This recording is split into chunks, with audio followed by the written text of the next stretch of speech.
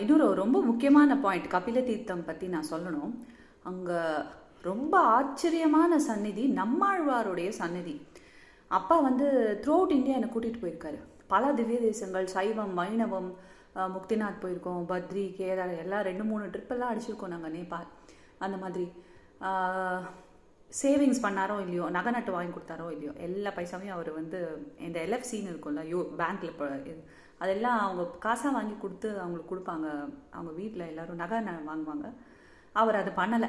He only ducks for trips. எதுக்கு சொல்கிறேன்னா, அப்பா நீங்கள் எனக்கு இது காமிச்சதான் ஞாபகம் இல்லை, நம்மாழ்வாருடைய சன்னதி. ப்ளீஸ் எல்லாரும் ரெடி ஆகிக்கோங்க. உங்களுக்கு திருப்பதி டிக்கெட் கிடைக்குதா இல்லையா, பெருமாள் சேவிக்கிறீங்களா இல்லையா, அதெல்லாம் 2ஆம் பட்சம். என்ன அற்புதமான நம்மாழ்வார் சன்னதி கபில தீர்த்தத்தில் இருக்குது. அதோட ஹிஸ்ட்ரி எடுத்து பார்த்தேன். கபில தீர்த்தம் அந்த இதை வந்து ஹெரிட்டேஜாக அனௌன்ஸ் பண்ண போகிறதா சொல்லியிருக்காங்க ஆந்திரா கவர்மெண்ட். அதை விட்டுங்க, என்ன அழகான ஃபால்ஸ், என்ன வெல் மெயின்டைன் டெம்பிள். அதில் வந்து கேவுக்கு உள்ளே இருக்கிற அந்த பிலம் நரசிம்மருடைய சந்நிதி.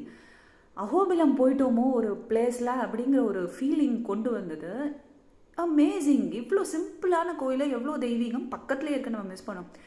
ஐயோ, நம்மாழ்வாருடைய இது கண்ணுலேருந்து விலக மாட்டேங்குது. ஏன்னா ஆழ உயர நம்மாழ்வாருங்க. சின்ன சந்நிதி இல்லை, நல்ல அந்த திருமண் நாமத்தை போட்டுட்டு குழந்தைங்களாம் அப்படியே பார்த்த உடனே ஆச்சரியப்பட்டாங்க. சுற்றி அங்கே டிடிடி மெயின்டெனன்ஸ் இல்லையா, நான் தங்க கவசம் போட்டிருக்காங்க. அண்ட் குட்டீஸ் 2 பேருக்கும் 2 சாக்லேட் கொடுத்தாங்க. ஸ்ரத்தா என் பொண்ணுக்கிட்ட கேட்டேன்னா, நீ மறப்பியா நம்மாழ்வாரனா? மறக்கவே மாட்டேம்மா அப்படின்னா. It's amazing. இந்த மாதிரி ஒரு மூலவரை நான் பார்த்ததே கிடையாது. நீங்கள் எல்லாம் அதில் எதுக்காக அந்த நம்மாழ்வாரோடைய சன்னதி அங்கே இருக்குது அப்படின்னு நான் பார்க்கும்பொழுது ரெஃபரன்ஸ் கிடச்சிருந்தேன்னா, ஆழ்வார்கள், ஐ எம் நாட் ஷுவர், நீங்கள் பெரியவங்களை கேட்டுக்கோங்க, யாருமே திருப்பதி மலை ஏறவில்லை என்றும் இந்த இடத்துல இருந்தால் அவங்க தங்களுடைய மரியாதையை செலுத்தினார்கள் என்றும், அந்த 7 மலை பாம்பின் ரிஃப்ளெக்ஷன், அதாவது அனந்தாழ்வாருடைய ரிஃப்ளெக்ஷன் அப்படிங்கிறனால அதை நினச்சிட்டு அது புண்ணியமான பூமிங்கிறனால ஏறலை அப்படின்னு ஒரு ஹிஸ்ட்ரி இருக்கிறதா சொல்கிறாங்க. Whatever is the reason, but Swami Ramanujan ஏறியிருக்கார்.